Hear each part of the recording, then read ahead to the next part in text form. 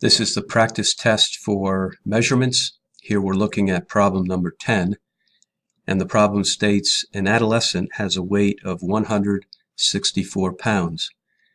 The doctor requires you to record the patient's weight in kilograms, convert 164 pounds to kilograms, round your answer to the nearest tenth. So we're going to convert the pounds into kilograms.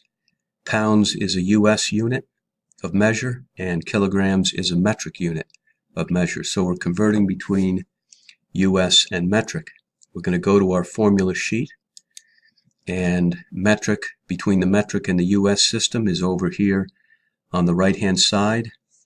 We are looking at weight, so we're going to come down to these formulas here, and we find this formula of 1 pound is equal to 0.45 kilograms. That's the formula that we're going to use. So we go back to our problem and we set that formula up as a ratio here. We have 1 pound is equal to 0.45 kilograms. And we're going to solve this using a proportion.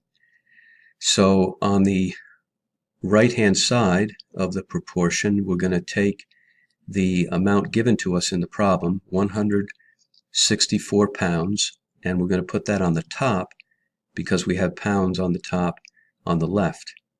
And we have to have the same units on the top and the same units on the bottom. And we are going to solve this proportion for the number of kilograms. How many kilograms is equal to 164 pounds?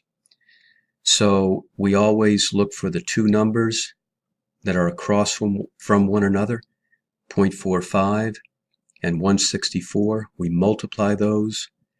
We can divide by the leftover number, which is 1, won't change the outcome at all. When we multiply, we get 73.8 kilograms, and that's our final answer.